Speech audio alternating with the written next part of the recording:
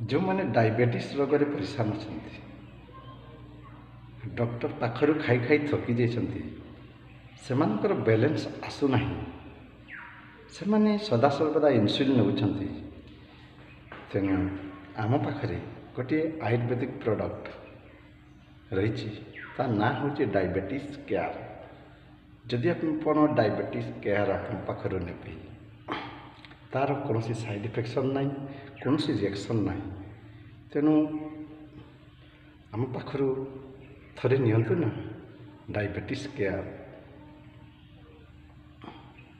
ये डायबिटीज रोग केमती जानते परिस्रा मीठा अंश बाहर को बाहर ताकू मधुमेह बोली आम कही था।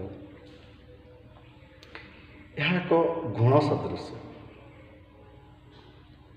जमती काठ को घुण खाई ता जदि आम जाकीदेबा ना तार कौन सी पावर न था ठीक से ये डायबिटीज कौन करे ना मनुष्य को घुण सदृश खाइबा।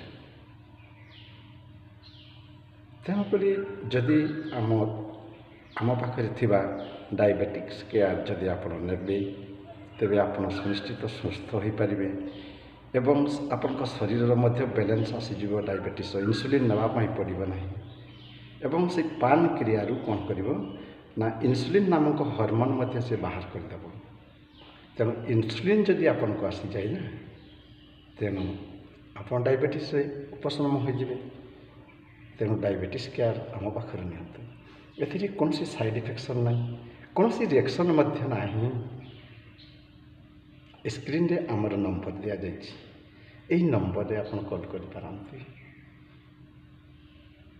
तेणु जदि ने आमको यही नंबर रे कॉल करेंगे।